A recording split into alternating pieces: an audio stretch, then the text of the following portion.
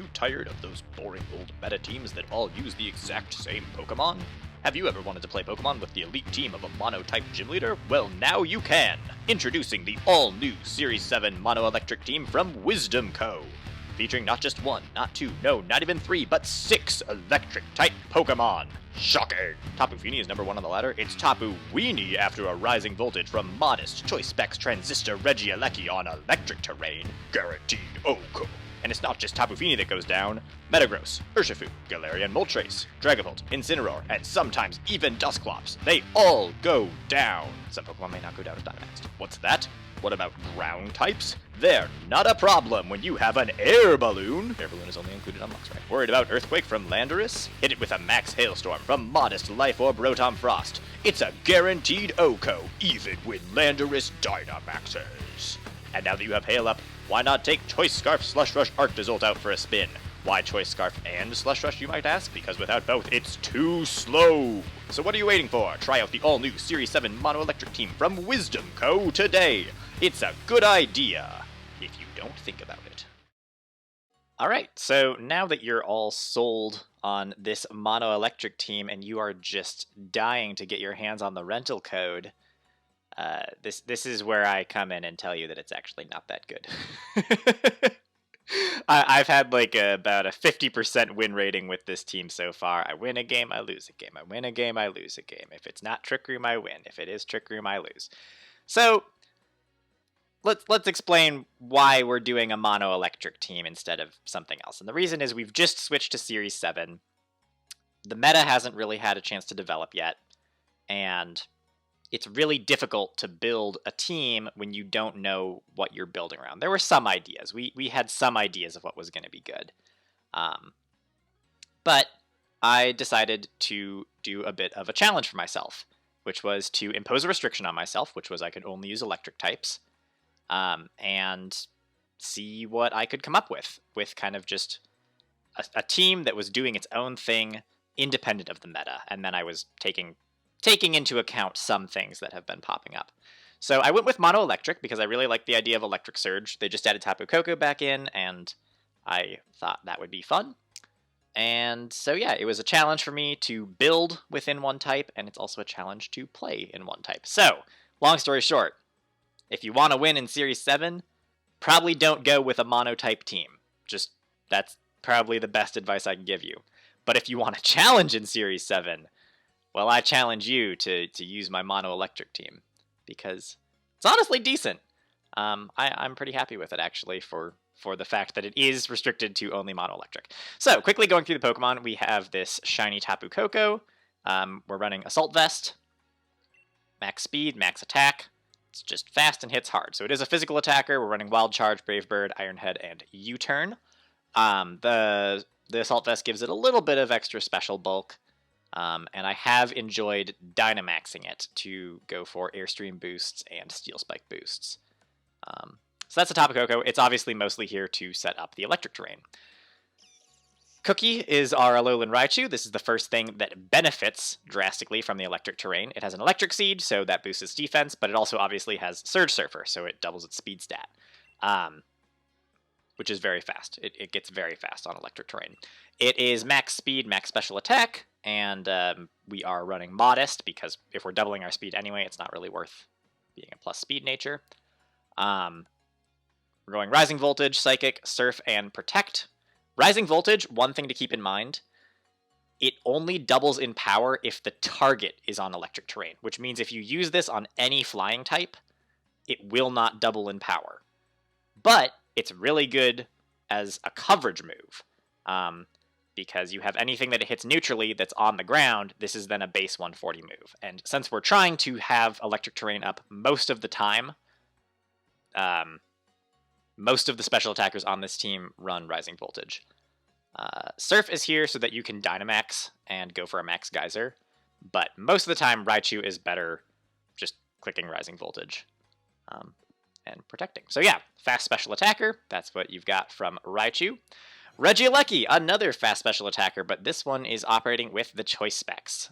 Obviously max speed, max special attack, it's actually the same spread as the Raichu.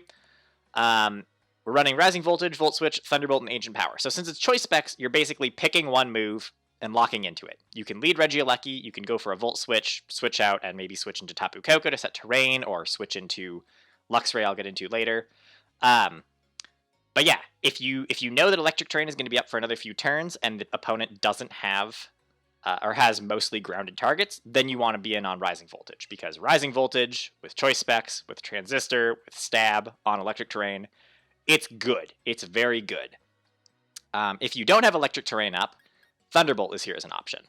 And then Ancient Power is honestly just here for emergencies. That's if you get stuck in with Regieleki against a ground type and you just need to hit it, then you have Ancient Power. You usually don't want to Dynamax Regieleki. It's better non-Dynamaxed. We have our Life Orb Rotom Frost. This is our main counter to Landorus, because Max Hailstorm from Blizzard does OHKO Dynamax Landorus, among other things. This is actually a pretty bulky Rotom. I went max HP, max special attack, so it's pretty slow, but because we're Dynamaxing it most of the time when we use it, and it's got full HP investment, it's gonna take some hits. Rising Voltage again, Blizzard is mostly there for max Hailstorm, but once the Dynamax ends, you can sometimes still click Blizzard. Dark Pulse for coverage, and Protect. So, pretty standard bulky Rotom, except instead of Citrus Berry, we've got Life Orb for that extra boost of power. We then have our Luxray holding the air balloon, which is pretty good because you can lead Luxray, and it's got an air balloon. They're not going to attack you with a ground move, so you can safely switch it out into one of your electric types, figuring that they probably aren't going to hit you with a ground move. Alternatively, if you lead with something like Tapu Koko and they're going to go for Earthquake, you can switch out Tapu Koko to Luxray and air balloon. So yeah, air balloon. It's also Intimidate, which, again, there's better Intimidate users, but when you're forced to use electric types, Luxray will do. It's max speed, max attack, physical attack again, wild charge, play rough, fire fang, and superpower. The big thing that Luxray does here is gives us some coverage moves.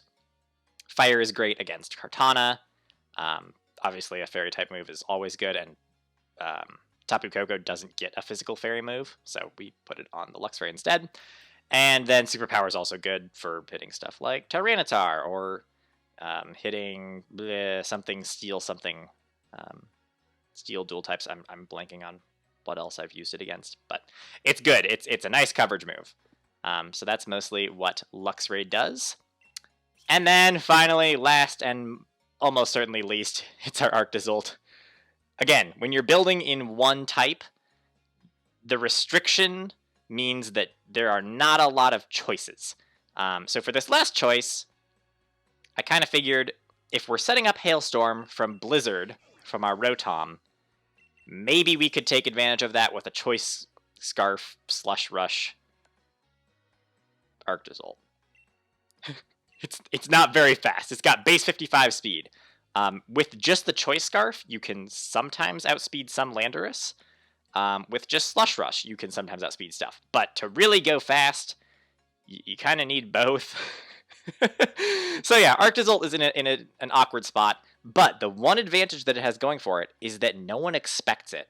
If someone looks up Arctissault's stats and they see that it's in the hail, they might think they can outspeed it, and they're not expecting the Choice Scarf. There have been multiple occasions where I have had Arctissault on the field in hail, and the opponent could win the game if they just protect, and they don't protect because they think they're going to outspeed me. So it actually does kind of work, but only because it's unexpected. It's not actually good. But it's something. So yeah, max speed, max attack. Bolt Beak, you obviously want to be hitting first, which is the main reason why there's so much focus on going fast. Icicle Crash for hitting all those 4 times weak to ice Pokemon. Rock Slide can be useful to lock into, and then Stomping Tantrum to hit opposing electric types, because nothing else runs a ground type move on the team. So yeah, that's pretty much the breakdown of the team. If you choose to use it, best of luck. Let me know how you do. Alright, so here it is. The Mono-Electric team for Series 7 in all of its glory. Like I said, let me know how you do with it.